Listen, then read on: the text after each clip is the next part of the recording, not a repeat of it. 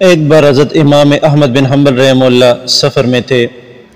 ایک قصبے میں رات ہو گئی تو نماز کے بعد مسجد میں ہی ٹھہرنے کا ارادہ کر لیا۔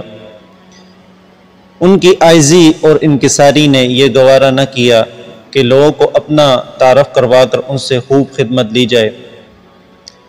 مسجد کے خادم نے جب رات کو مسجد کا دروازہ بند کرنا چاہا تو اس نے حضرت امام احمد بن حنبل رحمہ اللہ کو نہ پہچانتے ہوئے انہیں مسجد سے باہر نکلنے کا کہا۔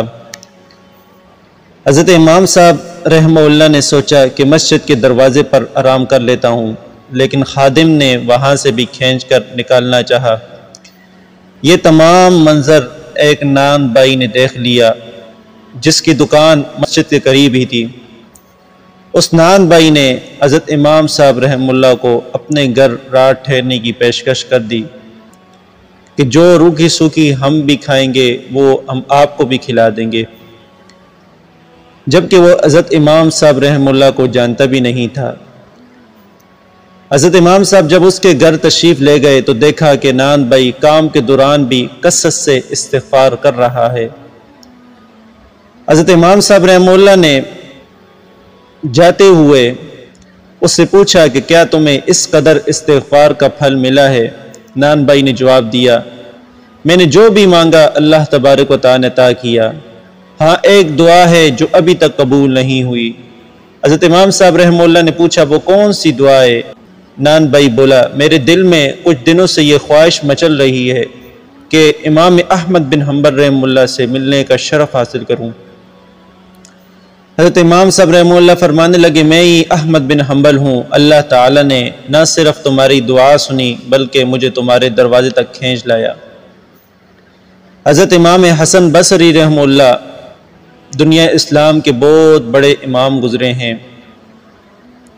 آپ سے کسی نے قحط سالی کی شکایت کی تو آپ نے فرمایا کہ استغفار کی کثرت کرو۔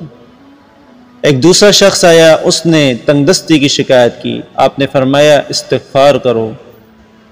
تیسرا آدمی آیا، اس نے اولاد نہ ہونے کی شکایت کی، فرمایا کہ استغفار کرو۔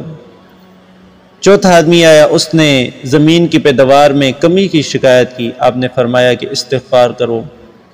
کسی نے پوچھا کہ حضرت آپ نے ہر شکایت کا ایک ہی علاج تجویز فرمایا، یہ کیسے تجویز فرما لیا؟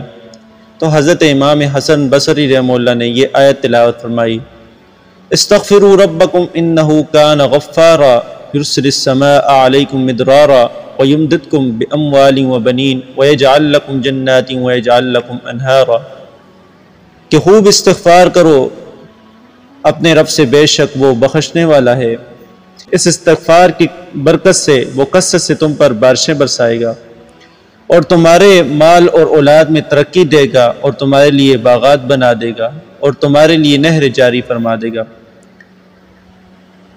واضح رہے کہ استغفار پر اللہ تعالیٰ نے جن انعامات کا اس آیت میں ذکر فرمایا ہے ان چاروں کو انہی کی حاجات درپیش تھی۔